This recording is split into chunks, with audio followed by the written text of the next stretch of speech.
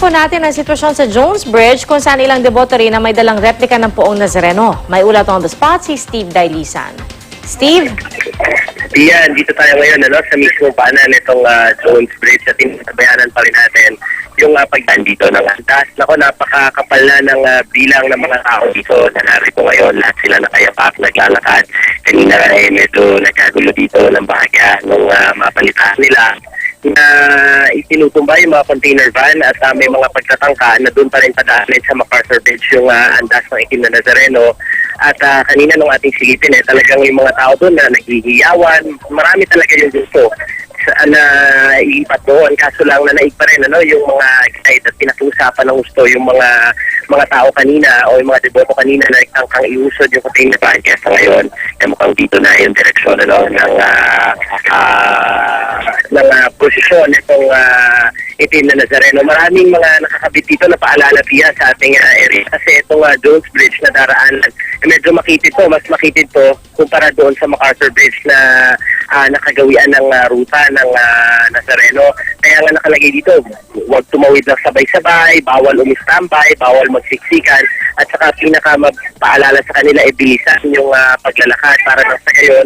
Kasi itong Jones Bridge na ito, Pia, 20 tons lang din yung capacity nito.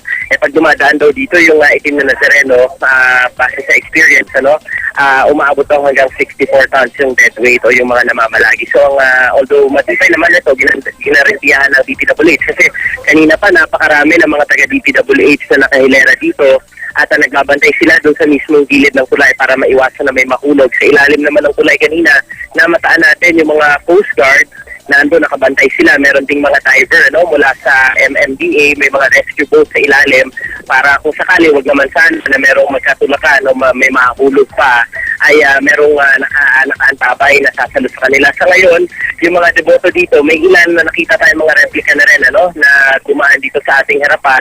Yung mga deboto nakasalampak na lamang dito, lahat sila nakaantabay na. Ito, nakikita natin medyo may pagbagal na yung usad ng mga tao at lahat nakabang. Meron din tayong mga nakitang mga pulis. Alam mo, palipat-lipat sila ng pwesto, yung mga pulis dito. Ganyan din yung mga nakabantay na mga DPWH kasi nga yung natabayanan nila na masunod talaga ng gusto itong nakatakdang ruta mula rito sa Jones Bridge kasi dapat kanan yan sa eskolta at babalik nga doon sa kanyang ruta papunta ng Palangka.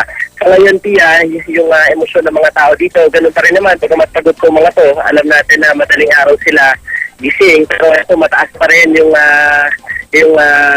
kanilang in high spirits pa rin sila dahil lahat sila gusto pa rin nagpapakasakali yung mga hindi nakahawak kanina o nakalapit sa andas ay gustong makalapit din sa mismong andas ng Polo Terreno, Pia. Maraming salamat, Steve Dailisan.